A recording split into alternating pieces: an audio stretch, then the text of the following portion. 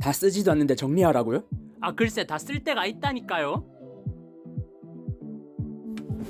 안녕하세요, 꼬꽁치입니다. IT 영상으로는 오랜만에 인사를 드리네요. 다음 IT 영상으로 준비 중이던 노트북 언박싱이 유통사 측의 제품 수급 문제로 언박싱이 늦어지게 될 것 같아서 계속 브이로그로 열심히 땜빵하다가 도저히 이대로는 안 될 것 같아서 부랴부랴 급하게 준비하게 된 영상입니다. 오늘은 제가 가지고 있는 모든 전자기기들을 보여드리고 소개해드리고 장단점과 제 의견을 나눈 시간을 가져보도록 하겠습니다. 첫 번째, 제 이전 메인폰이자 현재는 서브폰으로 사용하고 있는 LG V30입니다. 이 폰은 제가 전역하고 처음 구매한 폰인데요. 당시에는 이것저것 따지고 산 건 아니고 군대에 있으면서 쓴 기존 기기의 노후화로 새 폰이 급한 상태라서 빨리 바꿔줘야 했고 경쟁 기기인 갤럭시 S8이나 S8 플러스와 가격 차이가 꽤 많이 나서 큰 고민 없이 LG V30를 구매했습니다. 거기다가 남들이 갤럭시를 쓸 때 LG 폰도 잘 쓸 수 있다는 걸 보여주고 싶은 타고난 방골 기질도 있었고요. 그런데 이 폰 구매하고 보니 생각보다 수작이었습니다. 6인치의 대화면에도 불구하고 경쟁 기종인 갤럭시 S8 플러스, 갤럭시 노트 8, 아이폰 8 플러스, 아이폰 X와 비교해 상대적으로 가벼워서 작고 가벼운 폰을 좋아하는 저에게 딱 부합했고요. 배터리 타임도 전작들에 비해서 상당히 길어졌고 카메라도 나쁘지 않았어요. 지금 또 좌측 측면에 액정이 깨진 거 말고는 모든 기능이 정상 작동하고 있어서 메인폰이 촬영이 불가능할 때 촬영용으로 들고 다니곤 합니다. 이 폰을 쓰면서 어떤 문제나 불편함은 없었지만 2년 약정을 채우고도 1년을 더 쓴 제 생각은 흠잡을 곳은 없는 폰이지만 그렇다고 뭐 하나 특출난 부분도 없는 무난무난한 폰이라는 것이었어요. 그동안에 LG전자의 부족한 기본기를 채우고 나오느라 다른 특장점을 챙기지 못했다고 생각하면 이해할 수도 있는 부분이기도 하지만 LG전자의 모바일 사업 완전 철수가 가시화되고 있는 가운데 V30에서 채워넣은 기본기를 바탕으로 V40, V50를 통해서 다시 빛을 볼 수 있었던 LG전자였으나 붐박스 스피커나 듀얼 스크린 같은 이상한 컨셉에 꽂혀서 삽질을 하기 일쑤였고 삼성전자의 엑시노스 관련 이슈나 애플의 고가 정책에 대한 사람들의 반감을 통해서 반사이익을 크게 얻을 수 있었던 기회가 있었으나 한번 떠나가 민심을 바로잡는 데 실패해서 이도저도 못한 LG전자 모바일 사업부의 행보가 아쉬울 따름입니다. 두 번째, 삼성 갤럭시 S20FE입니다. S20FE는 삼성의 플래그십 모델인 S20의 원가 절감형 파생 모델인데요. 저는 스마트폰으로 대단한 일을 많이 하지 않기 때문에 굳이 비싼 플래그십 모델이 필요 없어서 이 친구를 구매하게 되었습니다. 다만 구매 당시에 크게 두 가지의 고민이 있었는데요. 첫 번째는 5월에 출시된 아이폰 SE 2세대가 상당히 저렴한 가격으로 출시돼서 맥북과 에어팟 프로를 사용하면서 한창 차오르던 애플뽕을 제대로 맞아서 아이폰 SE 2세대를 통해서 아이폰 입문을 시도해보려고 했는데 애플을 상대로 척화비를 단단히 세운 제 작은 IT 생태계에서는 아이폰이 발들일 자리가 없더라고요. 새 폰으로 갤럭시를 사면 사용하고 있는 갤럭시 워치나 갤럭시 탭과의 호환성, 작업 연속성은 따라오는 게 뻔한 상황에서 굳이 낯선 아이폰을 사용할 메리트가 크지 않았고요.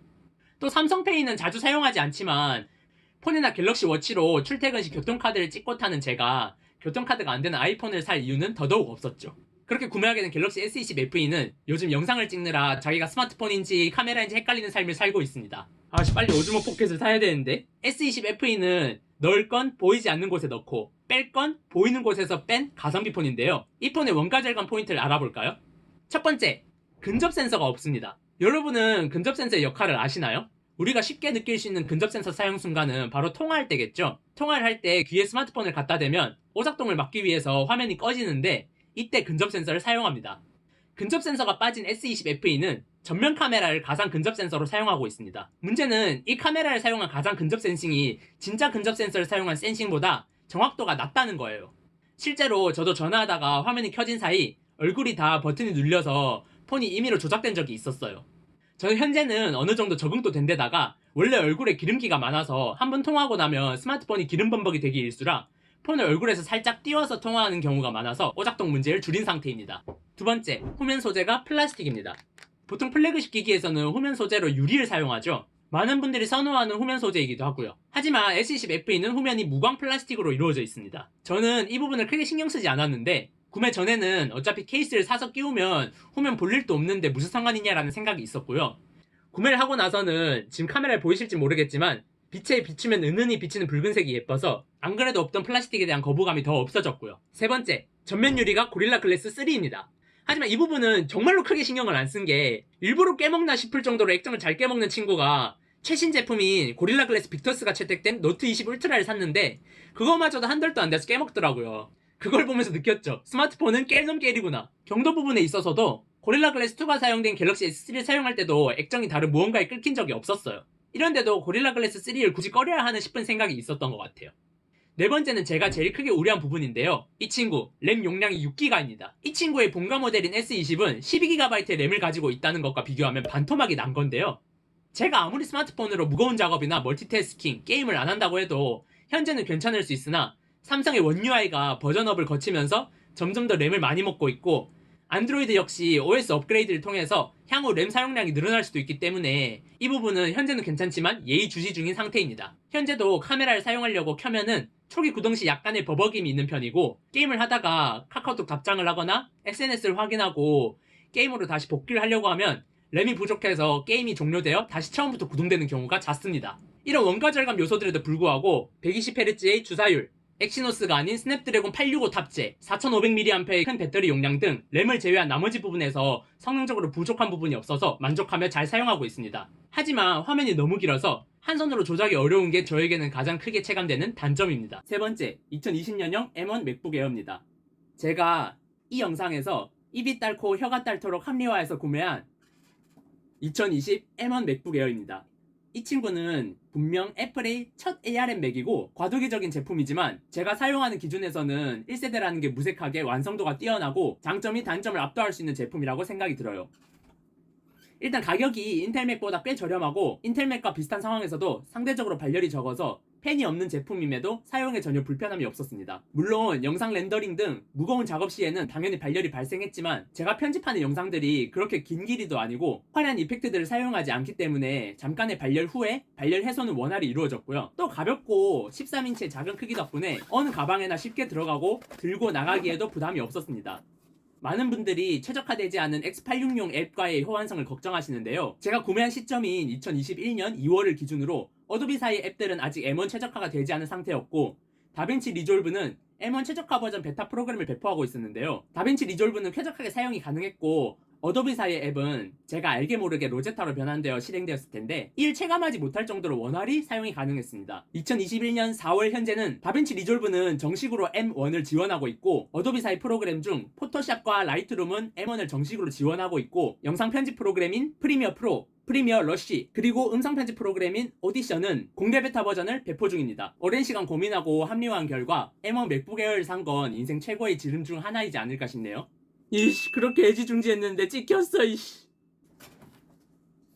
네 번째, 삼성의 갤럭시 탭 S3입니다. 갤럭시 탭 S3는 2019년 초 필기와 컨텐츠 소비를 주 사용 목적으로 하기 위해서 중고로 구매한 기기입니다. 여러분들이 지금 보면 바로 느끼실 수 있듯이 탭 S3는 가로 3, 세로 4의 특이한 화면 비율을 갖고 있는데요. 이 특이한 화면 비율은 웹페이지나 워드 파일 같이 위에서 아래로 읽는 텍스트에 최적화된 비율이라고 말씀드릴 수 있어요. 단순히 생각해도 일반 스마트폰에 흔한 16:9, 18:9, 20:9 비율보다 4:3 비율의 탭 S3가 시중의 책들과 비슷한 가로 세로 비율을 보여주고 있죠. 아이씨, 나 왜 이런 책밖에 없냐? 조금 더 자세히 들어가 볼까요? 순서대로 4:3의 탭 S3, 20:9의 S20FE, 18:9의 V30입니다. 보시다시피 한 줄에 들어오는 텍스트량이 20:9, 18:9 비율의 폰보다 많은 것을 보실 수 있죠. 한 줄에 많은 텍스트를 보고 싶으면 폰을 가로로 돌리면 되지 라고 말씀하실 수도 있는데 실제로 가로로 화면을 회전해보면 20:9나 16:9는 텍스트가 너무 많아지고 상하로 많은 양의 정보를 확인할 수 없어서 글을 읽는 것을 오히려 방해하는 걸 확인할 수 있어요. 이런 4:3 비율의 장점을 바탕으로 탭 S3는 학교와 직장에서 문서를 읽을 때나 S펜을 사용해서 필기를 하는데 많이 사용되었고요. 집에서는 컴퓨터 옆에 이렇게 세워두고 유튜브나 넷플릭스 등의 컨텐츠를 소비하는데 많이 사용되었습니다. 집에서 컨텐츠를 소비할 때는 반대로 4:3 비율로 인해 생기는 여백이 조금 아쉽긴 했지만 9.7인치의 작지 않은 화면으로 영상을 충분히 감상할 수 있어서 여백이 크게 불편하진 않았습니다. 또 얼마 전에 갤럭시 탭의 최대 단점인